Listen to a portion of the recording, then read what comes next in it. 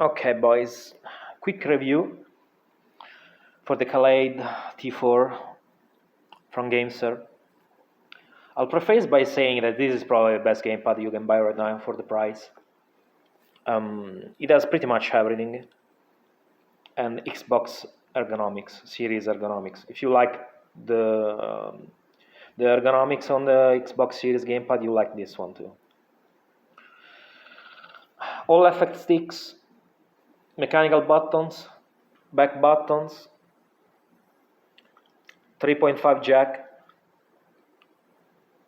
comfortable triggers. It's only wired and it works on PC and Switch only.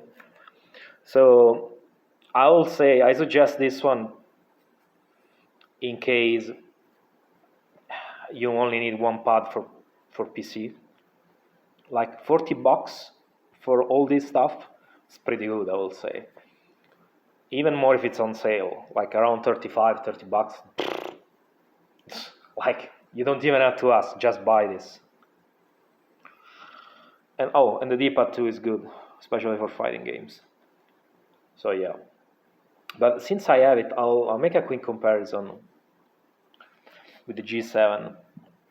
So the sticks, ergonomics-wise, shape-wise, are the same, except these ones are all effect, these ones are not.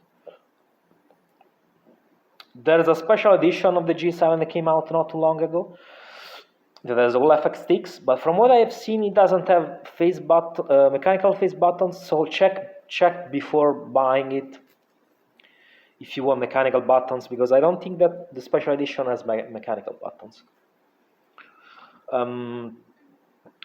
In terms of the shape of the analog, they are very similar to DualShock 4 in that regard. So the control freaks, PS4, PS5 ones will work. Xbox One won't. Xbox Series and One won't because they are too small. Generic ones will work too. Just don't get them too small because the shape of the stick is it's bigger than the standard Xbox pad. The buttons, the face buttons, both have mechanical buttons, but these feel more flat. While these a bit more bumpier, which I personally prefer, but they're both good. D-pad, this one is a bit flatter, and this one, like you've seen before, it's concave. They're both good, but I will say this one is slightly better to pull off diagonals. This one at first was a bit stiff, but then it got softer after a bit of use. So I don't mind them both. I like them both. But if you only need like one, you probably choose this one, I will say. Bumpers are very similar on both. Same mechanism, except on this one they feel more similar to Xbox Series because the whole ergonomics of the pad is like that. While on this one they are a bit different shape-wise. They are longer, a bit longer. Triggers. This one has rumble motors in their triggers, which is pretty cool. You can set it to activate them for each press of the triggers, which is what I have set right now. It's pretty cool. The feedback it gives is very solid. I like it. The only issue is that they are remain a bit too high. So on longer gameplay session, they'll start to feel a bit uncomfortable, but nothing too big. It's manageable. As you can see, this also has like a nice rubber grip.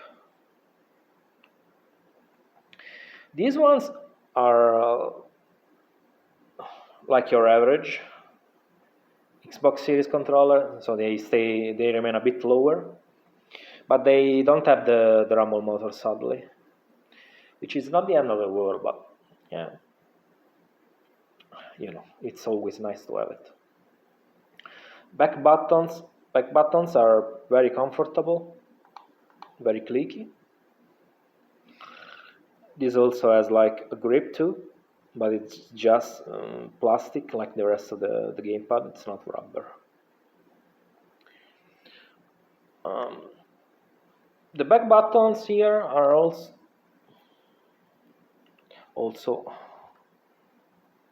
clicky, maybe slightly less comfortable, but still very good overall.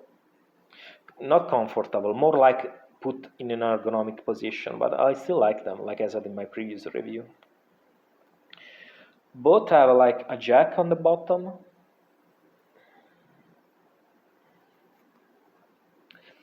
and yeah, I'll say,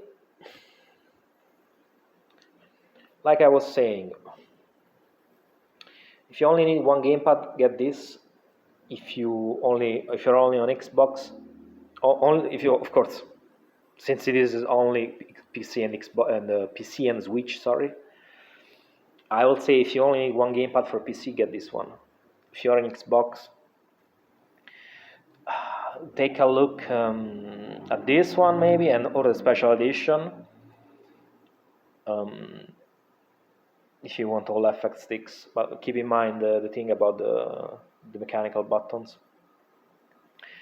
And yeah, I will say this in general for PC, and this if you only have an Xbox.